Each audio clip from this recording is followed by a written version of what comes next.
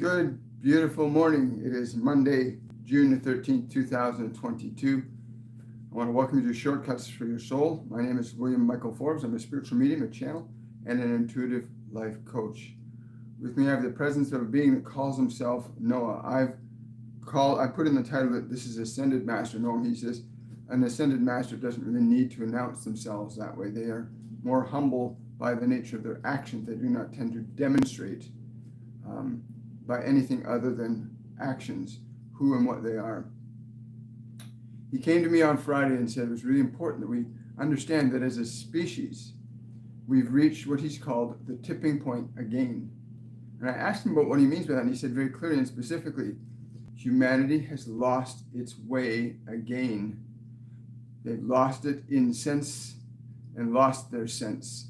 They are again lost in ignorance and pleasure and disturbance of mind. They have lost their way. There is a limited amount of time to alter and change what could be inevitable. The inevitability of events is wholly determined by the nature and quality of the infraction. That is what it is that humanity is doing collectively to be in violation of wellness, to be in violation of love, to be in violation of compassion, to be in violation of truth. The degree and extent of the deviation from these will determine the degree and extent to which there will be an effect. That effect will be varied from place to place and individual to individual, because there are good men and there are not good men all throughout this world, and none may escape the consequences of their actions, their thoughts. None may escape the consequences of their actions and thoughts. But there is this activity that you might call forgiveness, which is a function of the divine, where you liberate yourself, you let go of, you release from your life that which does not serve life, either the life in yourself or the life in this world. That which does not serve it shall be expunged from this dimensional expression. The nature and quality of character determines wholly the nature of your experience. Those who operate with love operate in alignment with life. Those who operate with fear align themselves to the effects of fear. There is an inevitability to cause and effect. You must understand there is an inevitability to cause and effect. Having practiced and liberated myself from the baser expressions other than those directed, I felt, from the divine, me and my family, we did not experience the difficulty that many others did. You cannot separate yourself from anything else. It is all a manifestation of God. Look around you, listen with your ears and see with your eyes, feel with your heart. All around you, all within you is the divine, and how you think and how you act, even what you say, causes a chain of events. Everything. You cannot escape this. What you think, what you do not think, what you say and do not say, what you do and do not do. All of these things have an effect upon your life and the life around you. If you are not able to conceive of this or understand this in your heart, then it will be very difficult for you to find your way. But you must understand there is a distinction between the practices of love and the practices of fear. You may choose either of these, but you can only live through one of these. The other leads to death. Fear always leads to death. Love always leads to life. You have heard many stories of what you call biblical events, about the experiences of events that happened many millennia ago. It is not really that far from where you are now, except the effect will be much greater as the number of people existing on the planet are of a greater number than they were before. Please understand the effects will be more pronounced than they were in what you call the day of the great floods. In those days, this was a very localized event. This was not a general event. It was localized as the deviations of humanity were localized where the greatest concentrations of people existed. You have expanded a much greater population around the world. Therefore, the effects will be significantly greater. Turn away from fear. Turn away from fear. And the children of fear, turn away from them. Return to love. Return to goodness. Return to justice. That which is right is just. That which is right and true is always just. That which deviates from justice, woe, it will be very difficult for them. It will be very difficult indeed. There will be no cave, no mountain, no valley that one can hide from the effects of their own causes. No contrivance can you make to escape what you created yourself. This was well understood and has been by but a few since that great event. But the next one is upon you. Be mindful. Serve not fear, but serve love, or you shall remain in peril. There are those who seek to ignore what history has taught them. And again, ignorance has a price, as does wisdom. You cannot escape these. But there is a very definitive position you are in right now, both individually and collectively. Those that shall be spared are those that are in alignment to this vibrational state of love. Those who live in fear shall not escape the wrath of their own creation. For truly what you think is what you shall experience. Turn away from all fear. Turn back to the light of love. The divine is that light. There are some that will argue and tell you, well, God is all things, the good and the evil. Nay, I would say no to this. That God is all good. God is all love. God is all light. Do not be fooled by those that would tell you otherwise. While there is an all-embracing nature to that, it is from the perspective of what you would call redemption, that the divine is present in all places. For those that would seek to return to the light shall be blessed with its ray, shall be given sight to see, direction to go, and where to be. But it is your time. You have reached the tipping point. Collectively, you cannot escape. If you partake in any of these things of a dark nature, you cannot escape the effects of the shadow when you have created it. If you stand under a tree, you will be in its shadow. If you stand in fear, if you stand in anger, if you stand in judgment, poor judgment of others, then you are in the shadow of fear and you cannot escape it. But step away from it and you shall find the light again, and the light shall restore you, and the light shall save you, and the light shall liberate you. Please understand this. There is no distinction if you live in fear. You cannot distinguish the dark from the light if you live in fear. But if you look to the light, your eyes will see. Your eyes will see. There are some places that shall be spared, for they are of they're saying the divine and the noble. I'm not sure what they mean by that. The family still lives now. The family still lives now. They that were still are. Those of the light and those of the dark. But choose the light of these things. You can be assured in your redemption. Please understand the term redemption simply means that you have recognized the distinction.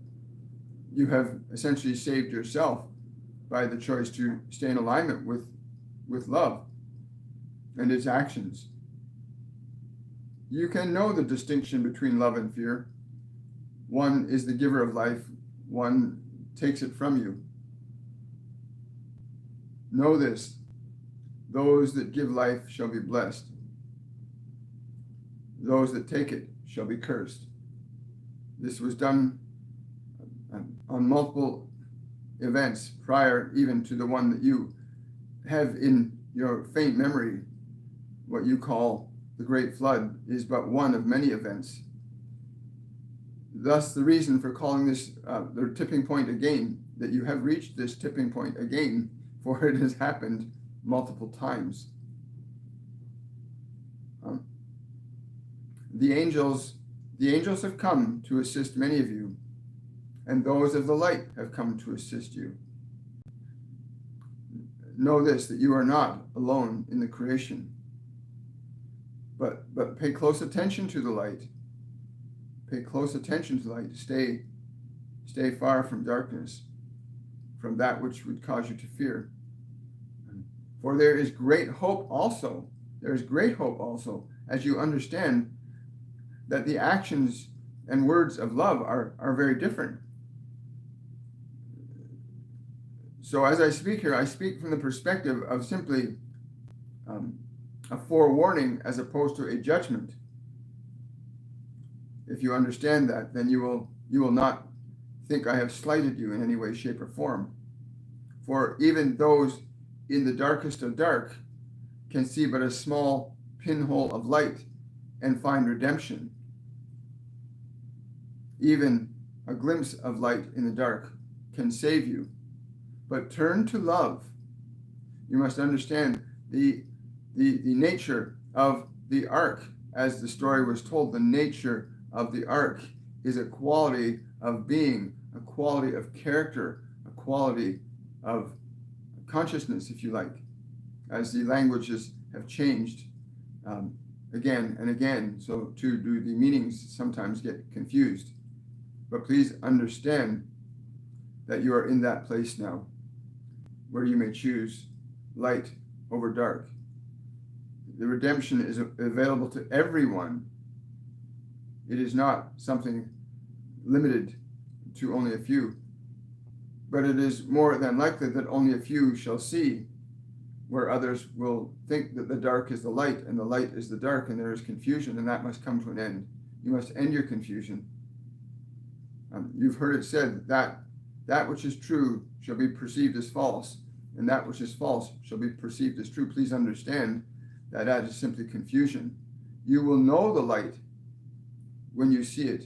You will know it when you hear it. You will know it when you feel it, for there will be great relief and joy. The most apparent sign of what you call the light or love is the liberation from fear. When you feel liberated from fear, this is where you know you are close to redemption, when you are liberated from your fear and you are restored. Yes, the old nature of what you are is passing. You must surrender the old and return to the light.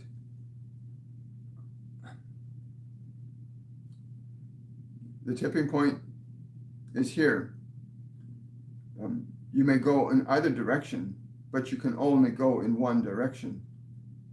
There is only one way to what you would call the kingdom, that place of love. There's only one way. You cannot get there through fear, nor can you restore it through fear. You may only return to it through love, and you may bring others there through love, but you cannot bring them with fear. Fear cannot go where love resides. But love will come to the heart of any man who desires it, for love's sake, and love's sake only. The tipping point. This shall be very exciting. What shall you choose? What shall you choose? You can only make one choice. Do not give in to fear. Stay close to love. Look for it. Listen to it. Remember this, that your freedom comes from the liberation of fear. And anything that would liberate you from fear, a word, a thought, an action that can liberate you from fear is good. That which would keep you enslaved to fear, that is what can be considered evil. That which would seek to keep you in fear. So have your mind open to light. Listen to the words and observe the actions of those who cause you to have faith and hope. In those things you will find the redemption that you're seeking. In those that would guide you to a greater joy, a greater happiness. That is redemption. Surrender your fear in the face, in the words, in the eyes of love. The ark is your consciousness and its quality. Any vibrational state of fear, you will sink into the darkness. Any vibration of love, and you shall stay on the surface of the waters. You shall rise to the top in love. But in fear you cannot. In fear you shall sink into the floods. But in love you shall rise. You shall remain atop of the waters. This is all. Thank you. Wow. Good morning, everybody. Very fascinating. Understand, please, I'm the one that called him Ascended Master Noah. He doesn't view himself in that name, but I really like this last piece. It really stuck in my mind, and it doesn't often stick in my mind when they have a communication. That love is the ark that upon which you float. I love that love is the ark upon which we float. I love that. Thank you so much. Good morning, everybody, and welcome to Shortcuts for Your Soul. If you're new to the channel, remember to give this video a thumbs up, subscribe to the channel, and hit that notification bell so you know that we come live. We come live 4 days every week, Monday, Wednesday, and Friday, and Saturday. Saturday is the meditation portion of our program where we help to integrate the messages, the information, the vibrations that have been offered to us through this program. Hi, Sunny. Hi, Elena. Wow. Wonderful. Hello, Faradiba. A question from Faradiba. William, have been trying to send a message. Yes, I sent you a message. It is for today. We will connect. I will connect with you immediately after today's session. Thank you. You're very welcome. Question from Vaughn. I feel like my spirit guides and teachers are blocking or preventing me from making a lot of money so that I will meditate and do my spiritual practices more. Is this true? Absolutely not. You are not blocked from prosperity except in your own heart. Do not place anything in your mind that would resist that which you seek. And for what reason do you seek what you seek? Do you seek what you seek for love's purpose or simply for your own? Do you seek what you seek for love's purpose? You will not be stopped by any of love. Those that love you, that live in love, will guide you through love, not stop you with it. I like that. Thank you so much. Great question. Question from Adam for Metatron. How exactly do you prove that mind and the mental spheres are not located to the brain and also exists outside of it? How exactly does the brain act as a receiver to mind? This is a great question. He's saying it's really very important if you understand perception will lead you closer to the truth of the answer of your question than my words, it is evident to you that when you perceive a thought, you perceive a thought in a place you would localize as your brain. The brain simply receives vibrational information and you perceive it in that form, but you are perceiving it in the form as the awareness. What you call mind is all present. It is everywhere. Mind is everywhere, but you only have access to that portion of it which you resonate with. You may think that the mind is simply in your brain, but it is not.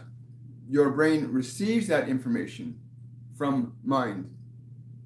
The storage of it in the body is very different than the existence of it, independent of the form.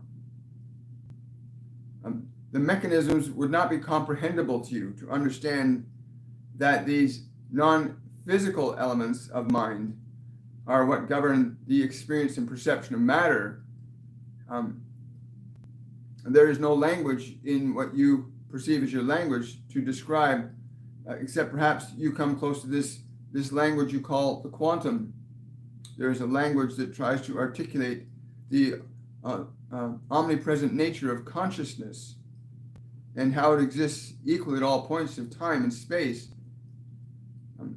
That would be the closest you come to approximating that mind is omnipresent, that you can only take small snippets of it from where you are perceiving, you can perceive. If you liberate yourself from your localized identity, you'll come closer to the truth of what I say. If you liberate yourself from your localized identity, the belief that you are simply that personality asking me this question, you will come to a better understanding of what I say, for the experience of it will give you the truth of the thing you seek to have in language. And if you know this truth, you'll be free. You'll be free. Thank you. Where are we here? Adam. Question from Lauren. May I have a message from my angels and guides? It's funny, I'm getting this thing about something about salt, something about the salt, something about salt and water. Again, they're saying something about salt and water. Why is salt and water? Something behind you. But they're saying something about salt. Is this something she drinks or something she consumes? No, they're saying something about salt and water. You need to have some form of salt. And again, somebody else saying about salt of the earth. I don't quite get this, but something about salt. I'm not quite clear on it. Yeah, no, I'm not quite clear on that. But something about salt and water. I don't know if they're...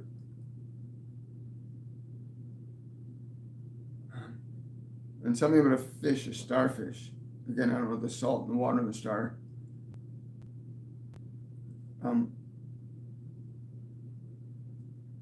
Yeah, it's not quite as clear as I thought it could be, Lauren. Yes, it is. Did he like the comedy about the experience?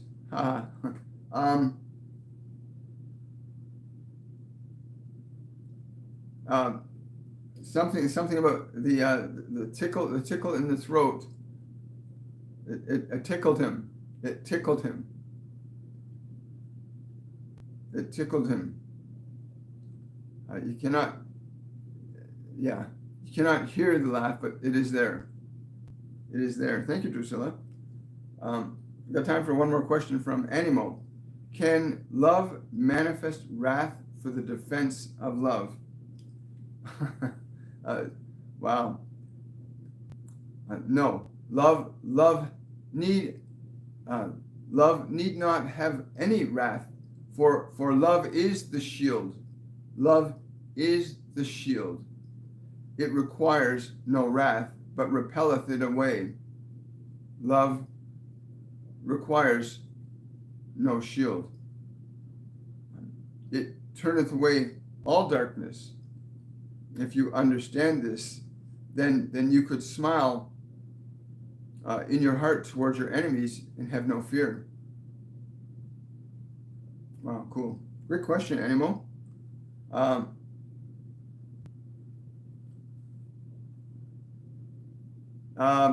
Somebody's asking, can I please give an energy update about Gaia as the northern hemisphere is facing summer and with its increased drought and wildlife? How will Gaia handle this?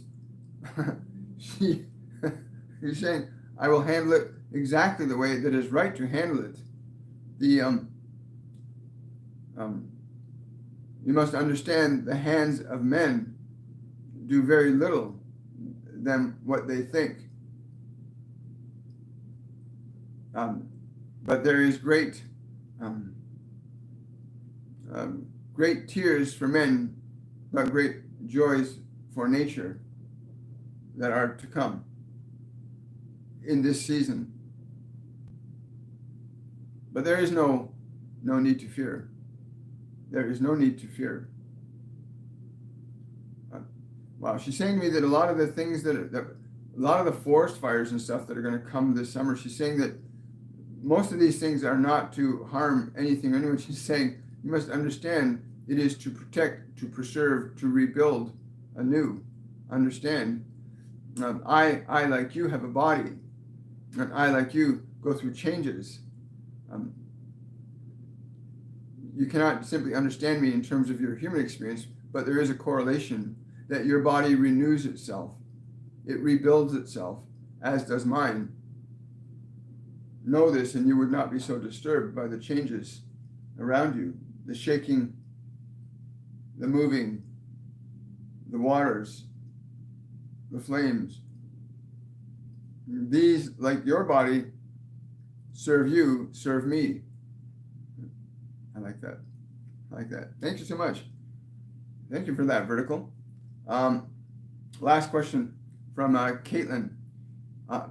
I think you may have missed my question above, or you may not be guided to it. I understand if I am not meant to receive an answer at this time. Well, isn't that nice to hear? But let's see if I can see a question from Caitlin. Yeah, this was really fascinating. I don't even see your question here, Caitlin, but I guess it's all good, isn't it? Well, I want to remind everybody that this coming Wednesday we have Robert Blake, the poet Robert Blake, coming, and he's going to be discussing an all-knowing intelligence, consciousness cannot make a mistake. I'm very excited about that. I've never experienced his energy through me before, so this should be quite interesting. Then Friday, June the 17th, 2022, How to Turn the Tide. And in brackets, this was Gerald Jampolsky, and I was told to put in brackets, faith and knowledge in love, letting go of fear. And I think it's going to be really appropriate with what we've heard from today, the importance of liberating ourselves from fear and restoring to love.